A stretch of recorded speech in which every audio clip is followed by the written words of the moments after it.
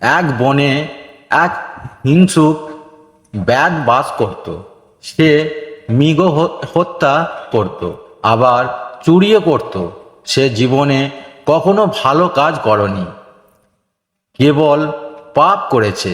একদিন শিব চতুর্দশী মহাতিথি এলো।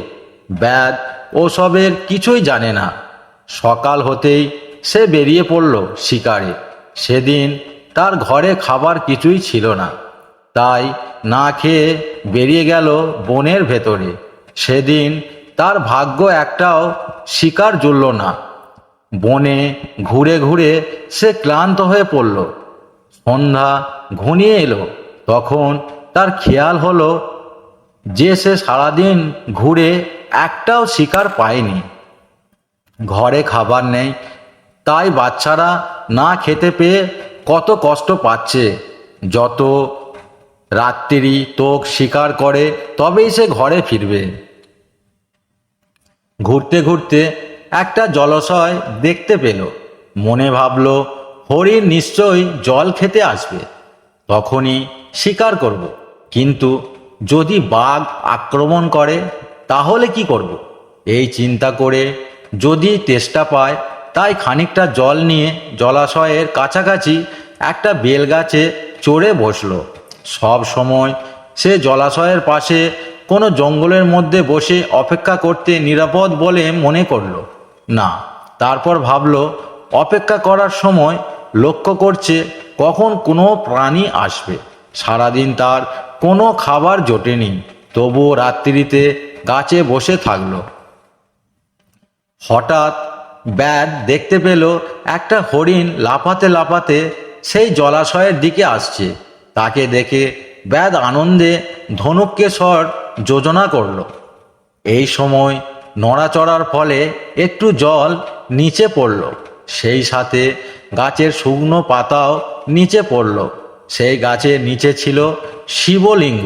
সেই জল আর পাতা পড়ল শিবলিঙ্গর উপর।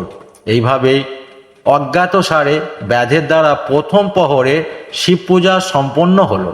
শিবের সেই ব্যাধের সকল পাপ নাশ করলেন।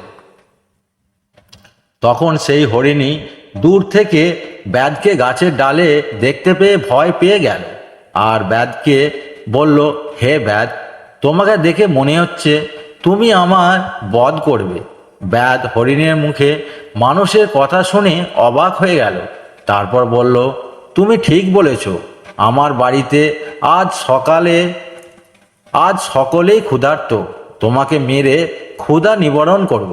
তখন সেই হরিণী বলল, আজ আমার পরম সৌভাগ্য।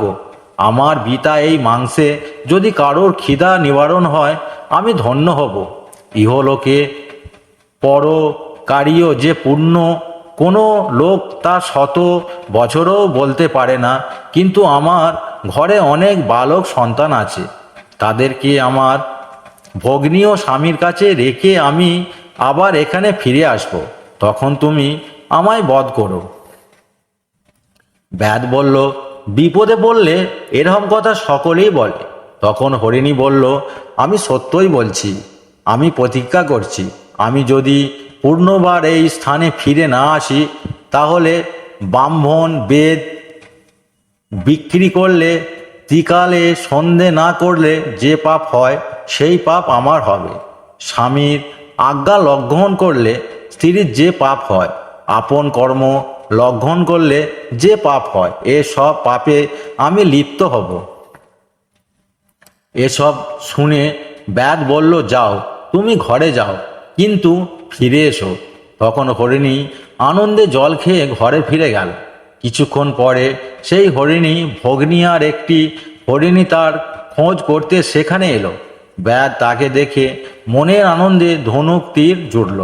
তখন বেলগাছটা একটু নড়ল, আর বেলপাতা সহ কিছু জল শিবের মাথায় পড়ল। এইভাবে ব্যাধের দ্বিতীয়বার শিব পূজা করা হলো। সেই হরিণী ব্যাধকে দেখে বলল, তুমি কি করছো? ব্যাধ আগের মতোই উত্তর দিল। হরিণী বলল, আমি ধন্য হলাম, এতদিনে আমার জীবন সফল হলো।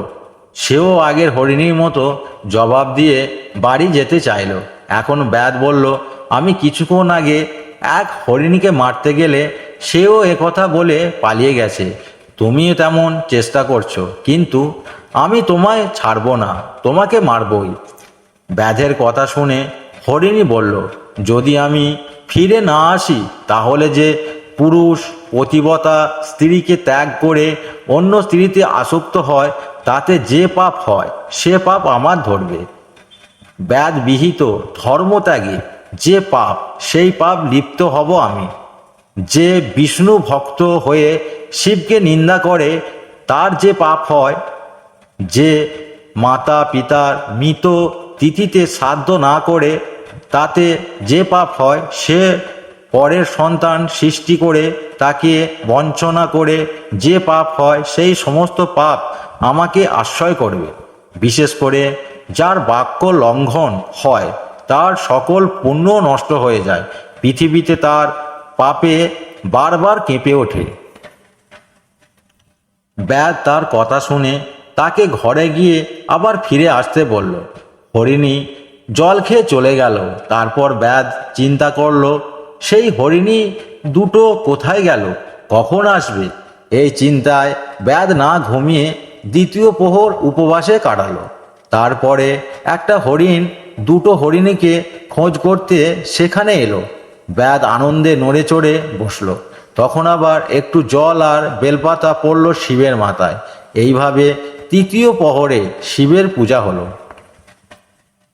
ব্যাধকে দেখে হরিণ জিজ্ঞাসা করলো, তুমি কি করছো? ব্যাধ আগের মতোই উত্তর দিল, আর হরিণটিও আগের হরিণদের মতো জবাব দিল। তখন ব্যাধ বলল, আগের দুই হরিণী আমার কথা দিয়েও ফিরে এলো না, তারা আমাকে ঠকিয়েছে, তাই তোমাকে আমি ছাড়ছি না। ব্যাধের কথা শুনে হরিণ বলল, আমি কখনো মিথ্যা বলি না, সমস্ত চরাচর সত্যের আশ্রয়ে চলছে।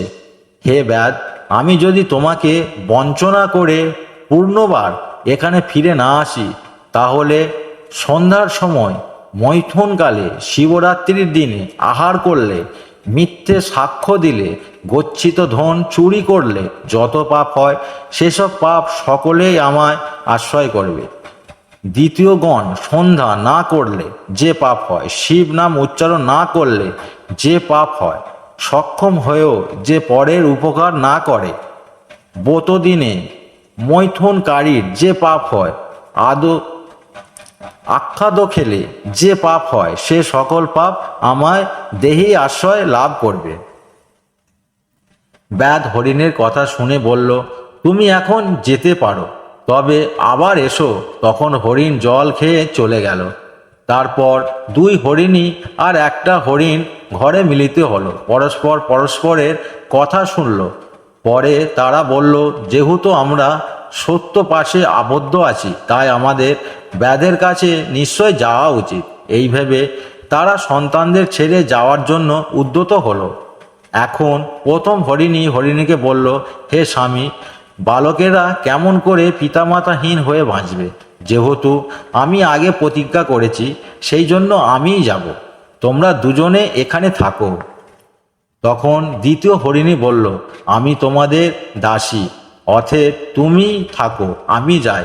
তারপর হরিণটি বলল, আমি সন্তানদের কিছুই জানি না, তোমরা দুজনে থাকো, আমি যাই। হরিণী দুজন হরিণীর এই কথা শুনে বলল, বিধবার জীবনে ধিক। তারপর তারা সন্তানদের আসক্ত করে সহবাসী কাছে রেখে ব্যাধের কাছে গেল। ব্যাধ এতক্ষণে তাদের অপেক্ষায় পথ পানে চেয়েছিল। এমন সময় সেই তিন হরিণ আর হরিণীকে দেখে ব্যাধ আনন্দে ধনুক ধরে তাতে বাণ জুড়ে দিল। ব্যাধের নড়াচড়ায় বেলপাতা ও জল পড়ল। চতুর্থ প্রহরের পূজা সম্পন্ন হলো। এদিকে হরিণ সন্তানেরা তাদের কি হবে এই ভেবে তাদের পিছু পিছু চলল। তারপর তারা বলল, হে ব্যাধ, তুমি আমাদেরকেও বধ করে আমাদের মাংস খেয়ে আমাদের জীবন সার্থক করো।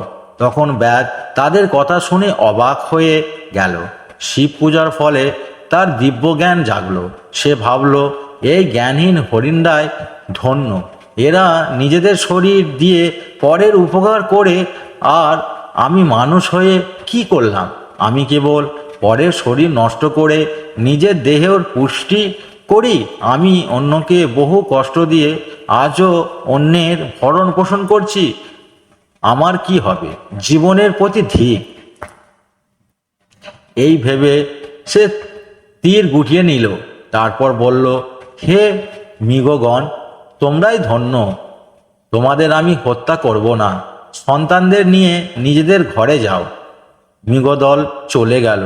শিব সেই ব্যাধের প্রতি প্রসন্ন হয়ে দিব্য মূর্তিতে দর্শন দিল এবং বললেন, হে পুত্র, তোমার দ্বারা এই মহাব্রত পালিত হওয়ার আমি সন্তুষ্ট, কি বর চাও? ব্যাধ বলল, আমি আপনার দর্শন পেয়ে ধন্য, এই বলে প্রণাম করল। এখন শিব বললেন, তুমি গৃহ নামে প্রসিদ্ধি হবে, এখন মনের ইচ্ছামতো সুখ ভোগ করো। মহারাজ দশরথের পুত্র শ্রী রামচন্দ্র তোমার ঘরে আসবেন, তুমি সেই শ্রীরামের পুজো করে মুক্তি লাভ করবে। তোমার পুত্ররা আমার পুজো করে বলবান হবে। এমন সময় মৃগদল শিবের দিব্যরূপ দর্শন করে মৃগজনি ত্যাগ করে স্বর্গে চললেন। অজ্ঞানত শিবের এই পুণ্যব্রত সাধন করে ব্যাধ শিবের সাজসূর্য মুক্তি লাভ করল। তাহলে ভক্তি ভরে এই ব্রত করলে যে পরম পুণ্য হবে তাতে কোনো সন্দেহ নেই।